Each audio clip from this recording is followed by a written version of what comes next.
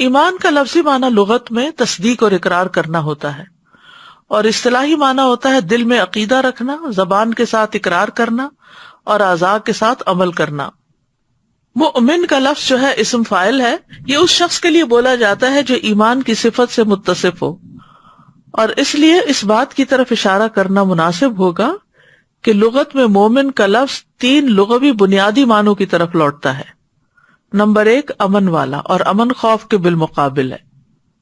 الذین آمنوا ولم یلبسوا ایمانہم بظلم اولئک لہم الامن وہم مہتدون، وہ لوگ جو ایمان لائے اور انہوں نے اپنے ایمان کو کسی بڑے ظلم یعنی شرک کے ساتھ نہیں ملایا، یہی لوگ ہیں جن کے لیے امن ہے اور وہی ہدایت پانے والے ہیں۔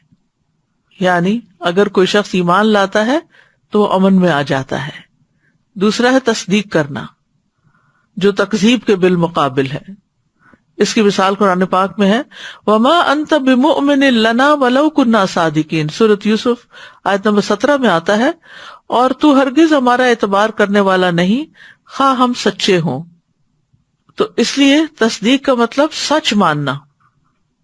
اور تیسرے ہے امین، امانت دار ہونا خیانت کار ہونے کے برعکس ہے، اور اس میں انسان اللہ سبحانہ تعالیٰ کے ساتھ خیانت نہیں برتتا، بلکہ جو اسے حکم ملتا ہے وہ بجا لاتا ہے۔ پھر اسی طرح ایمان کے ساتھ ساتھ اسلام کا لفظ بھی استعمال کیا جاتا ہے۔ حدیث جبریل سے ہمیں پتہ چلتا ہے کہ اسلام عبادات کے ساتھ مکمل ہوتا ہے، اور ایمان جو ہے اس کے ارکان مختلف ہیں، یعنی اللہ پر ایمان، رسولوں پر ایمان، کتابوں پر، فرشتوں پر وغیرہ وغیرہ۔